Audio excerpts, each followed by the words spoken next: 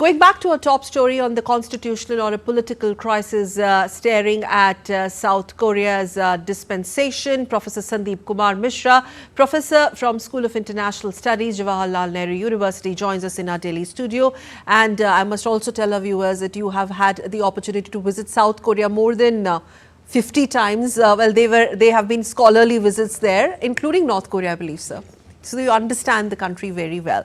To begin with, today we saw the sort of standoff, a dawn standoff, a human wall, 200 people making a human wall, a failed arrest attempt. This all 6-hour deadlock which was staged outside the home of the President Yoon. Is this totally some sort of an uncharted territory for South Korea? Because we've seen for the first time a sitting president has ever faced an arrest. So there is no rule book to follow, or is there? Yeah, I think you are quite right. Actually, South Korea has been facing a very different kind of political crisis these days, because never actually somebody visualized that a president of South Korea is going to, without reasons, declare emergency martial law, send troops to National Assembly and National Election Commission. So it was unprecedented event. Actually, it was hard to believe that in 2024 something like that this could happen in a OECD country like South Korea. So it's really important and very strange thing. But I think we need to understand that Korean society has been also quite divided, in the sense that two political ideologies, conservative and liberals, they are divided among themselves. And Yoon Suk Yeol, president, he comes from a conservative faction.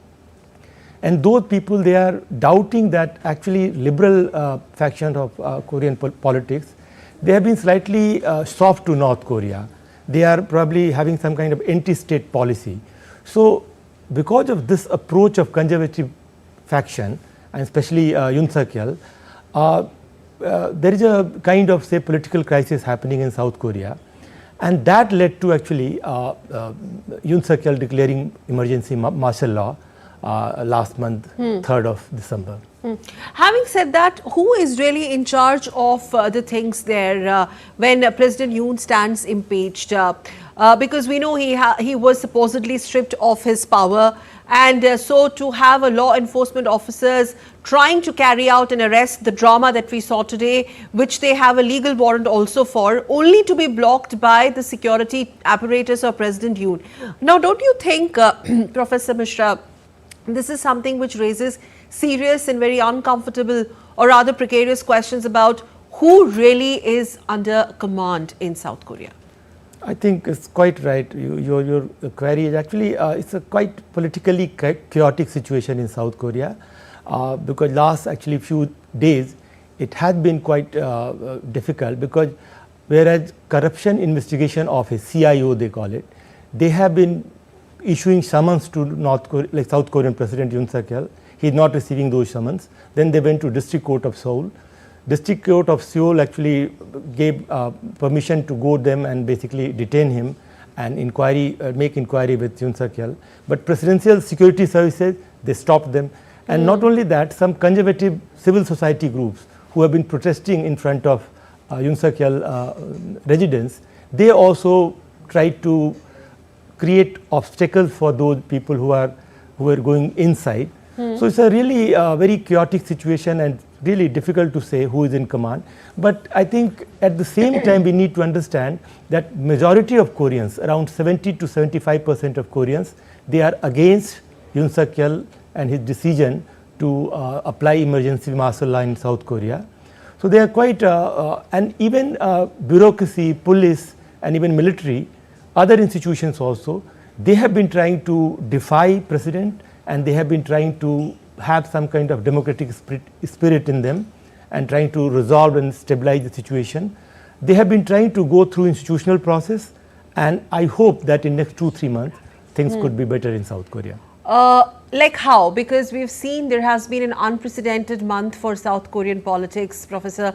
President Yoon's shocking yet short-lived martial law order was followed by a very dramatic impeachment against him. Now, then there is a criminal investigation he's looking at. but his refusal to appear for the questioning and earlier this week and a warrant for his arrest. So what I'm trying to understand from you is that what happens next? His reluctance to court arrest, is it a sort of a deadlock situation, or law enforcement agencies, or constitutionally speaking, he can be apprehended? I think he can be apprehended, but the thing is, the CIO office, which right now doing investigation and they want to detain President to make further inquiry, this is basically corruption investigation organization. So basically, the ruling party, which is the party of Yoon Suk Yeol, they have been saying that this is not a matter of corruption. They are saying that insurrection, the issue of insurrection, it could not be a matter of corruption. So that's why this agency, this office, this institution is not supposed to move forward the way they have been moving forward. And that's why they are, you can say, trying to defend it. But already, as you know, as you mentioned also, that 14th of December, already impeachment had been passed from National Assembly of South Korea. And the matter is lying now at the Constitutional Court. Constitutional Court, they had earlier 6 judges, now 2 more judges have been recruited. So now 8 judges are there. And that process till now had been going smoothly. So in all probability, next 2 months, even if this corruption charges and other things, they are not being resolved through other institutions, but Constitutional Court finally they are going to have their verdict, I think maximum in 2 months, and I think things could be resolved, could be probably stabilized. So could he face a death penalty or life imprisonment? If that's basically once his impeachment process is completed by Constitutional Court, then he would not be President of South Korea. And then other agencies, including prosecutors, including this corruption investigation organization, and even police agency, they can investigate his criminality of his actions, and they may take this issue to court, and the normal courts, including up to Supreme Court, they can punish him for anything depending on the amount of criminality he has committed. Or the gravity of charges that have been blasted on him. President Yoon is he's considered a right-wing leader. Do you think he still has a strong support base? Because we saw the way his supporters made that human wall. They turned out outside his home at the crack of the dawn today to oppose the arrest.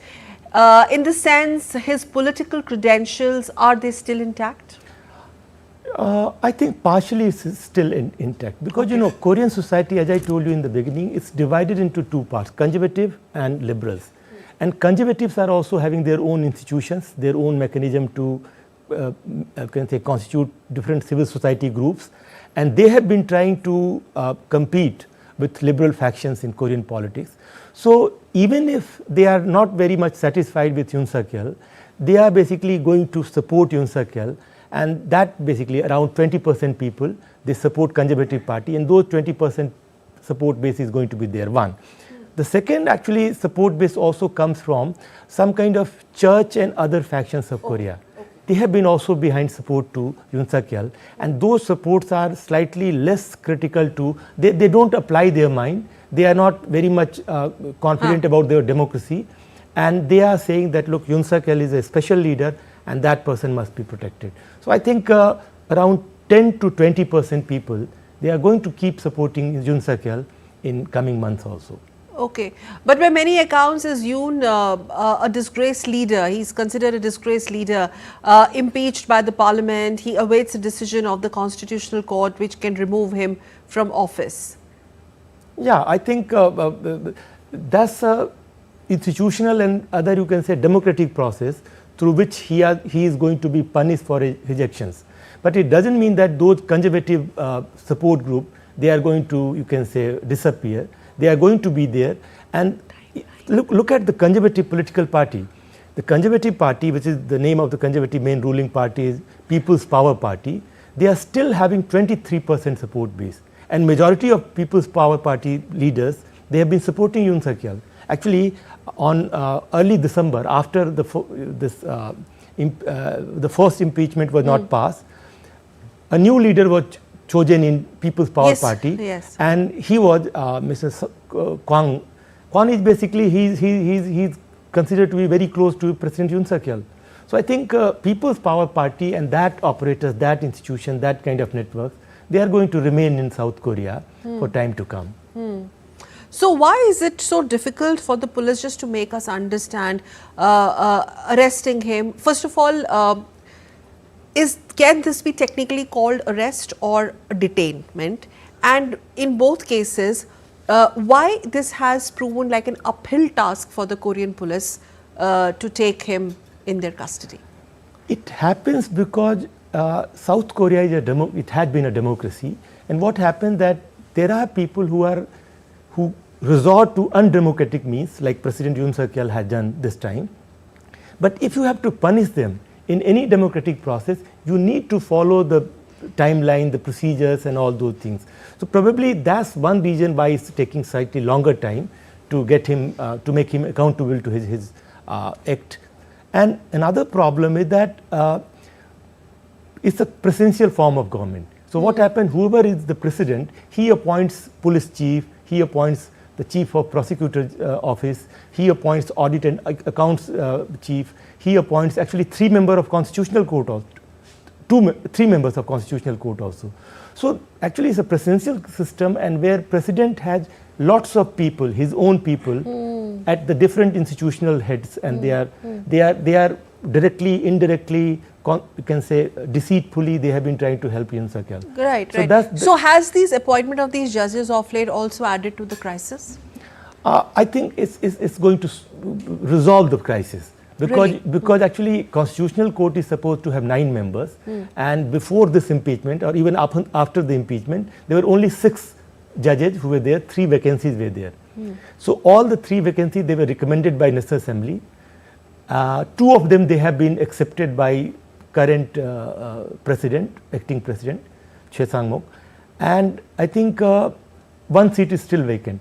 And any impeachment to be passed from Constitutional Court, there must be at least 6 judges who should agree to that decision. When there were only 6 judges, if one dissent was supposed to be difficult, and it would have been basically neutralize the impeachment of National Assembly. But fortunately this time 2 appointments have been done. So I think now 8 members are there. And given the people's anger, 70%, 75% of Korean people, they are very unhappy with Yoon Suk Yeol. They feel there's a criminal act. It's an act of, you can say, constitutional insurrection, and that's why he must be punished. So I think constitutional court judges. Did he misread the martial law move? Did he miscalculated the martial law move? Because that is something which is backfired. How do you see that? But I read that last 1 year at least, he had been talking here and there and basically taking sense of this act of declaring emergency martial law. Yes. This time, so I will not say that he was not prepared. He tried to be prepared through his there's a group called actually, there's a high school in Seoul city. Okay. And lots of people from that high school where President Yoon Suk Yeol studied, actually they have been at the Ministry of Defense, the Minister of Defense, he was from the same school. Minister of Interior Security, that was also from the same group. So very important positions he tried to So his own coterie. So he tried to do everything, but in my opinion, he has not been a very efficient president, efficient leader. Okay. So probably he was not able. So one reason is that he was not able to efficiently operationalize his plan. Okay. So that's one. 2, in different institutions, even though he tried to put his own people and tried to plan, but down the order, people were not happy with this decision.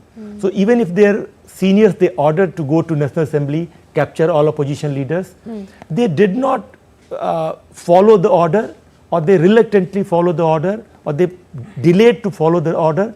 So they created lots of obstacles. Okay, because Professor Mishra, sorry, I'm just right. interrupting you. Please allow me, because I really need to wrap it up here. One final question.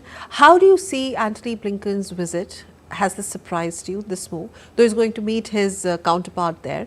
But since we discussed who is the one taking the call, I mean, who is in the commanding position, A, B, what next? Very briefly. I think it's going to be a very important visit. And in all the cabinet members of President Yoon Suk Yeol, one of the most reliable person and basically acceptable person even to opposition party has been Foreign Minister Cho Tae-yeol. So I think he is going to, Blinken is Foreign Minister.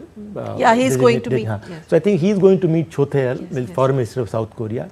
On 6th of January, that's what they... Yeah, and that's going to be important because throughout this process of declaring martial law and impeachment, there have been lots of reports. Few of them they are confirmed, few of them they are not confirmed, that even Yoon Suk Yeol tried to instigate some kind of North Korean attack and basically reaching out and maybe killing some South Korean soldiers and maybe trying to fire something on American soldiers also, creating a situation in which he could justify his so-called emergency martial law declaration. So in all those confusion, it's very important that American, they are sending their leader who is related to foreign policy making, and he can meet foreign policy makers, can say Foreign Minister of South Korea, Cho Tae-yeol. And I think it's going to be quite productive and quite stabilizing effect on both countries' bilateral relations. We'll leave it there. Thank you very much, Professor Mishra, for joining us and sharing your insights into this brewing political / constitutional crisis in South Korea. Thank you very much. Thank you very much. Thank you.